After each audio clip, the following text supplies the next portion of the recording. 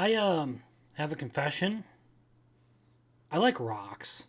And because I like rocks, I've been watching this anime called Rury Rocks because it's about geology and mineralogy. It definitely doesn't have anything to do with the big booty mega milker warhammer wielding undergrad geologist girl in the anime. No. I'm not a gooner. But she is pretty hot. Give me a second.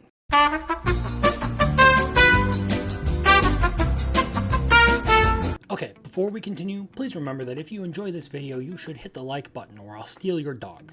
Got it? Alright, let's resume. So today's anime is called Rury Rocks, in which we follow the adventures of a high schooler, Ruri Tanigawa, as she searches for crystals. Being a petulant, somewhat spoiled child, Ruri somehow determines that if she wants a crystal necklace like the one she found at a department store that she couldn't afford, and the one that her mother refused to buy for her, the best way to go about it is to go out into the wilderness and go find some for herself.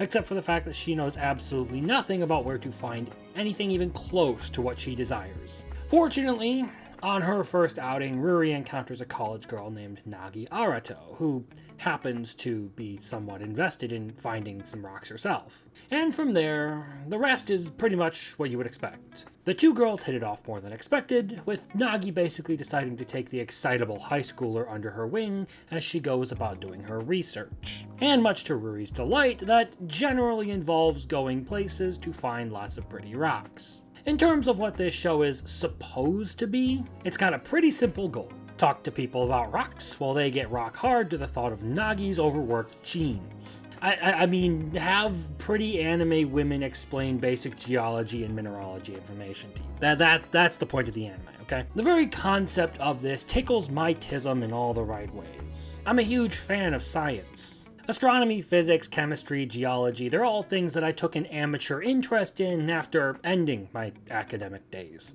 So when someone had the brilliant idea of having the studio behind Mushoku Tensei animate a series all about a field of science I've had an interest in, I was sold. And on that front, the animation for this show is pretty much better than this concept really ever deserved. Not only does the show look pristine, but it also has a way of complementing and making the moments of exaggerated expression in this show that much better. As a particular example of what I'm talking about, we can look at Ruri's response to various situations in which she tends to be comedically overexpressive. But it isn't just that the flailing about looks funny, the series genuinely just comes across as one that didn't skimp on the production at all. And as we all know, even the most middling of stories can be presented with good visual appeal and gain an audience, i.e., visual appeal sells. But other than that, it's a fun anime to watch for the small bits of comedy and the coverage of a specific subject matter.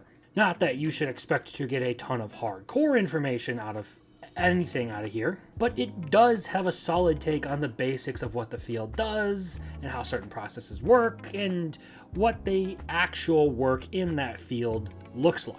But it does well at selling itself with the simple charms of good animation, likable characters, and a few girls with incredible assets. And look, while Nagi and Yoko are definitely nice to look at, they're also great members of the cast. We have this whole dynamic between Nagi and Yoko, where Nagi is the one who loves her hands-on field experiences when it comes to geology, and Yoko likes to stick to the books. So it's often the more adventurous Nagi who's pushing the group along to achieve things, and also who commits to memory due to her experiences in the field, the information she gathers. But while Nagi may be somewhat of the leader and the more brazen of the two, she's also a total mess in her home life, as evidenced by her desk in the laboratory, and her absolute refusal to do anything about it.